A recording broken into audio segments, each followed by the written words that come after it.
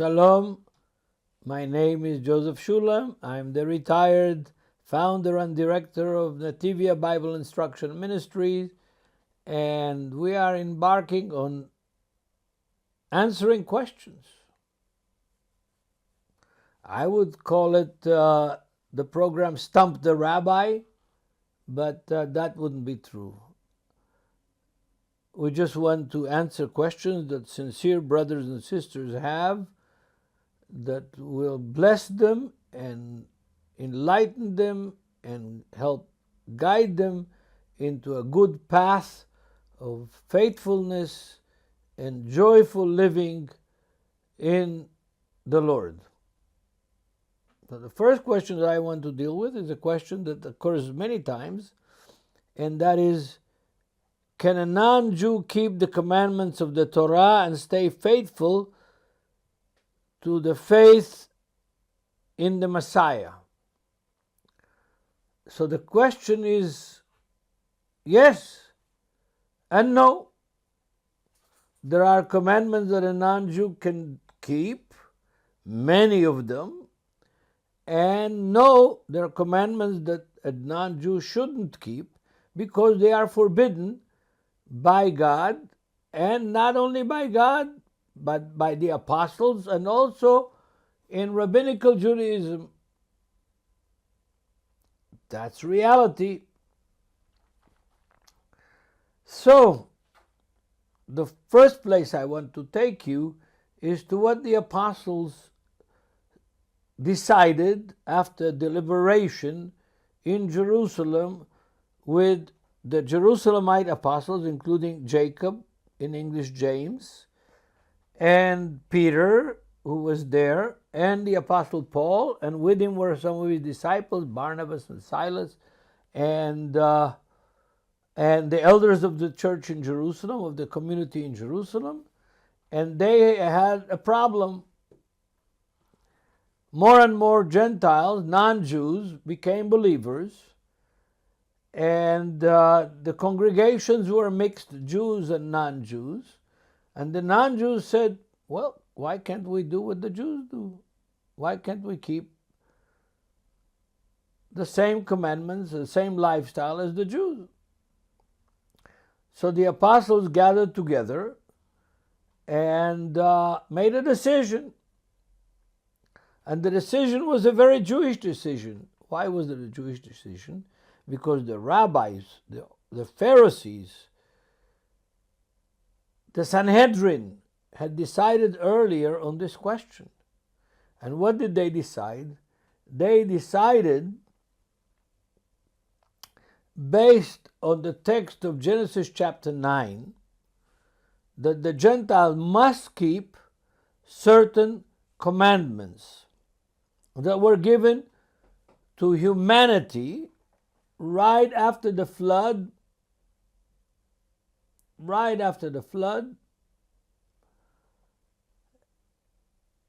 when there were no Jews and there were no Gentiles. There was only one family, the family of Noah. Noah and his wife and his 3 sons and their wives, 8 people were surviving the flood. And so they had to be given by God instruction of how to live after the flood. Because the world was destroyed because people didn't live according to God's commands. And God repented that He even created men. Earlier chapters in Genesis, like chapter 5. And so God tells Noah and his sons, chapter 9, verse 1, so God blessed Noah and his sons and said to them, be fruitful and multiply and fill the earth. Oh, this is the same commandment that He had given to Adam and Eve earlier. What does it mean? Be fruitful and multiply and replenish the earth. It means have sex with your wife. Don't go to prostitutes. Don't engage in pornography. Don't do illicit out of a bond blessed by God relationship with your wife. That's what you should do. Be fruitful and multiply and replenish the earth. That's the first commandment that was given to Noah and his children long before there was Jews and long before there was a Torah given to the children of Israel in Mount Sinai.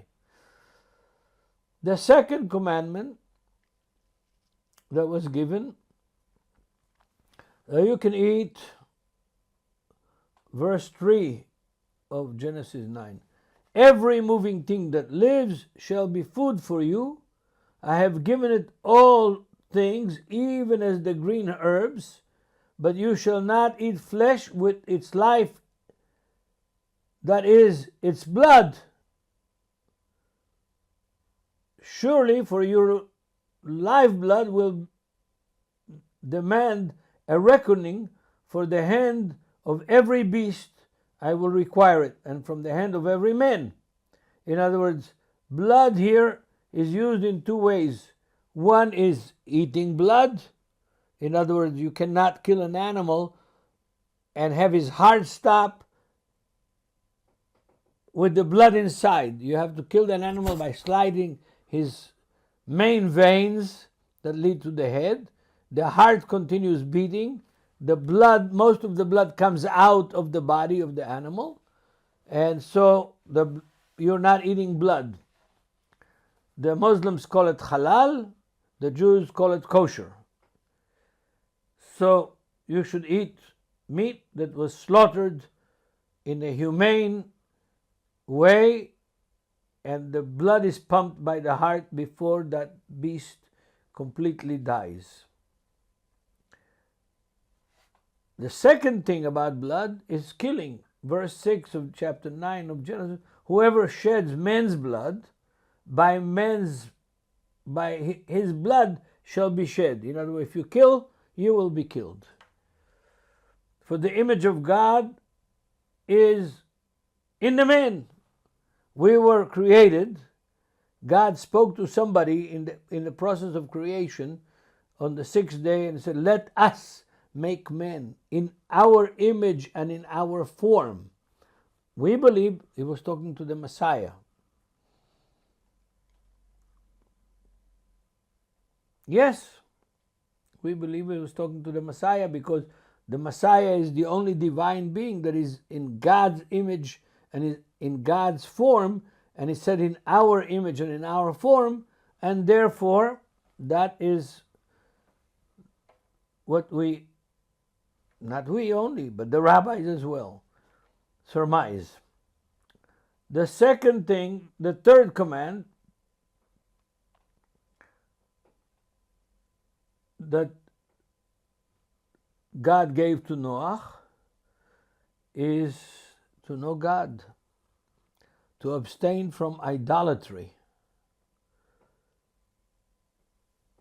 Because if there's only one God that created the heavens and the earth, any other God that you may invent or find or discover or form with your own hands is an affront to the Father of all flesh, to God. So we've got sex controlled by God's command for Jews and Gentiles alike, and eating blood controlled by God for Jews and Gentiles alike, and idolatry for Jews and Gentiles forbidden absolutely, because the Apostle Paul makes it so clear, it couldn't be any clearer than that we are commanded in 1 Corinthians chapter 8, verse 6, in the clearest language possible, by the Apostle Paul, in these words, 1 Corinthians chapter 8, verse 6.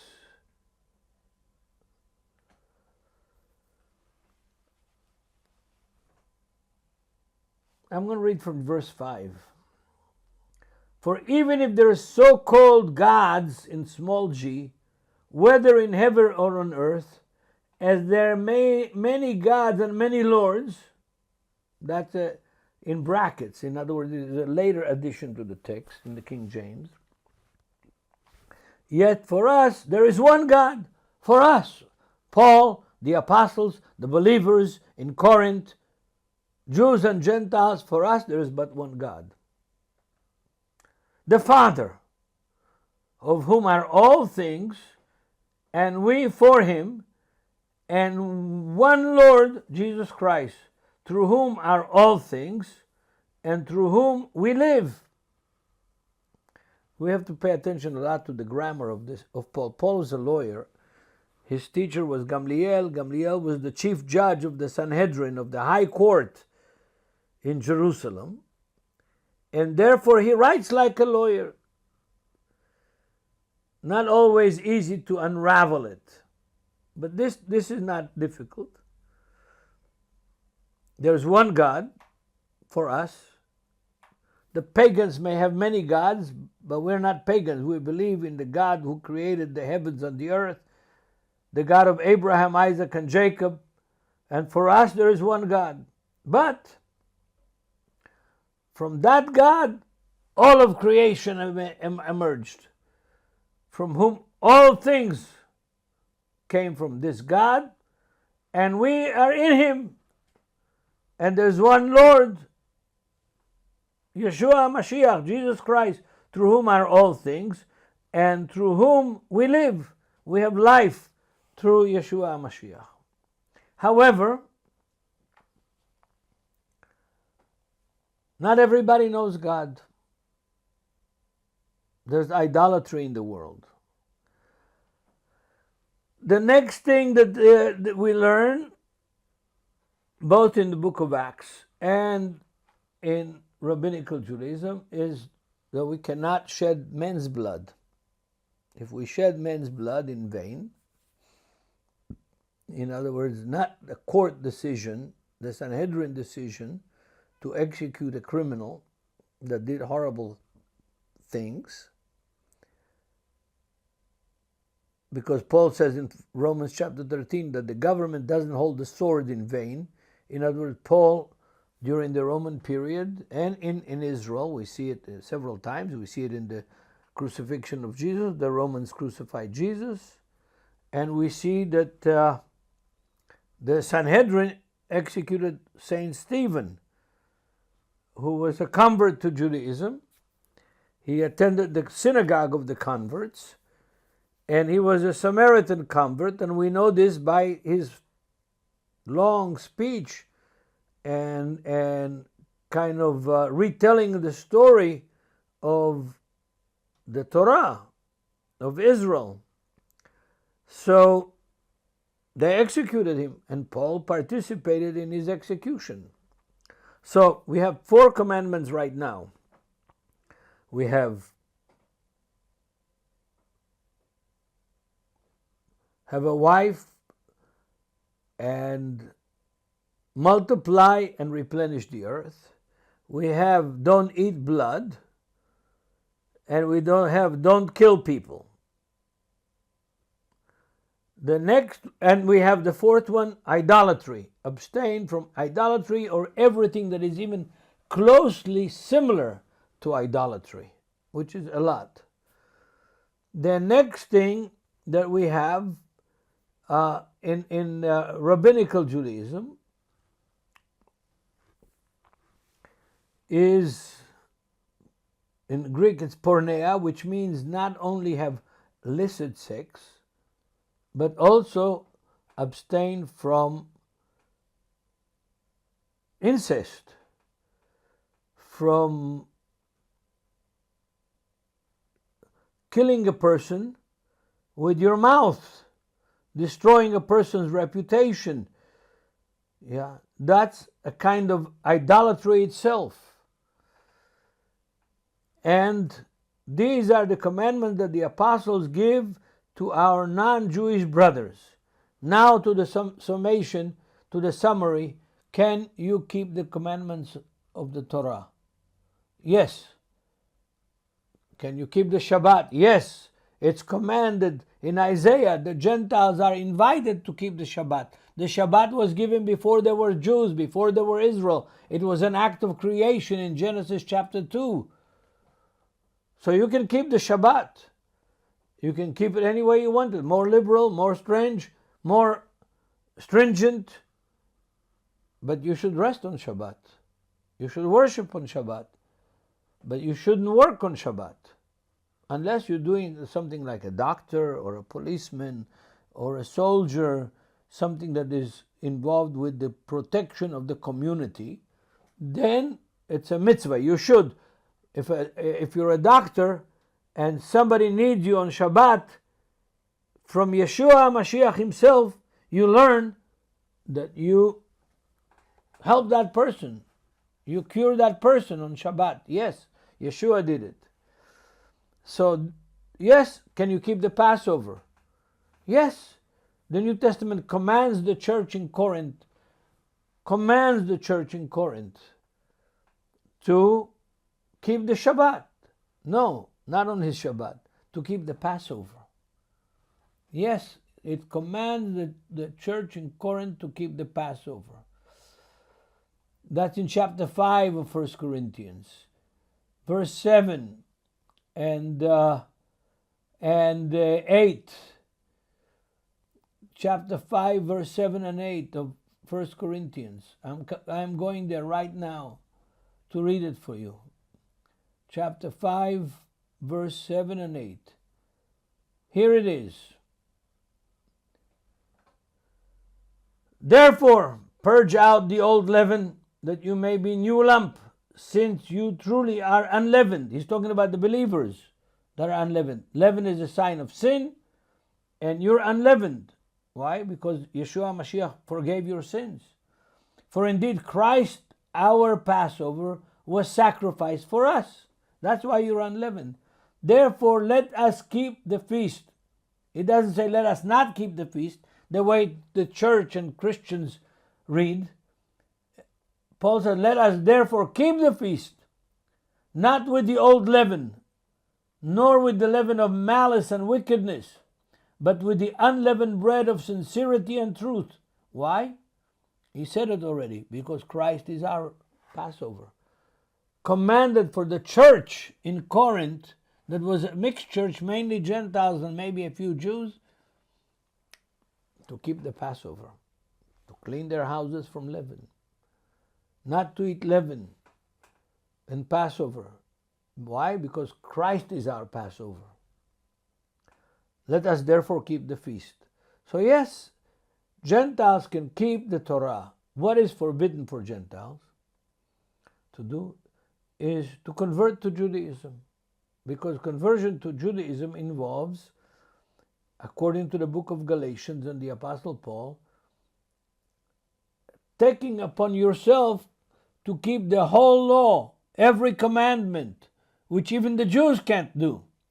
So you as the Gentiles will take a vow to keep all the commandments in front of the rabbis and before God, something that the Jews can't do.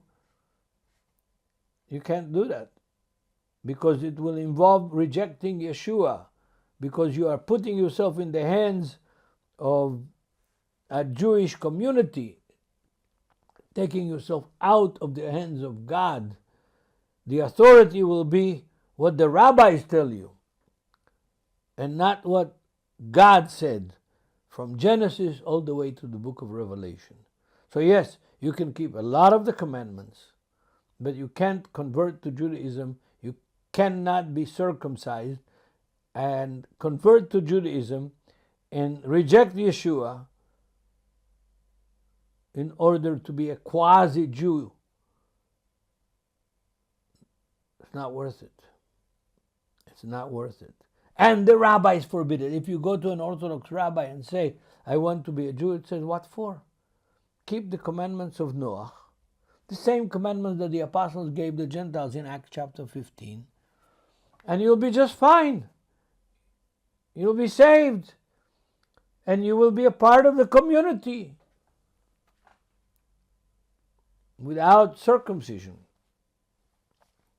Because for God, it's not important if you're a Jew or a Gentile. What is important is whether you do right or wrong.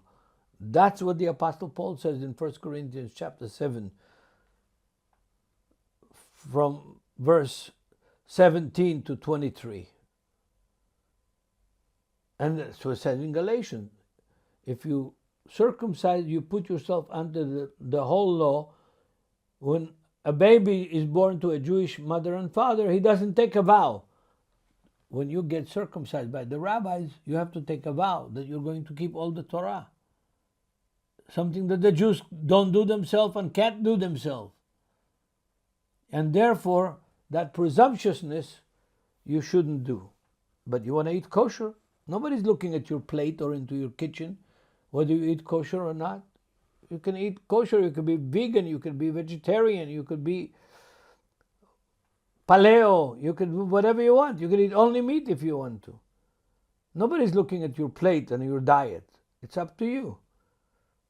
But if you do it for the wrong reason, thinking that you're going to become better than your other Gentile family and Gentile brothers and sisters, you'll be sinning and you could lose your salvation. That's what it is. So yes, you can keep a lot of the commandments. You can keep the feasts. The feasts are, the Shabbat is given to the world. And the feasts are given to the world as well. Yes. Harvest, Pentecost. Feast of Light, Hanukkah, which is in the New Testament but not in the Old Testament. It's in John chapter 10, verse 22, I think. Okay, you can keep Purim because the Jews and all their friends celebrated when Haman and his family were hung on the tree. The people who wanted to wipe out the Jews in the world, the Jews celebrated and ate sweet things and fat things. Yes, you can keep a lot of the Torah,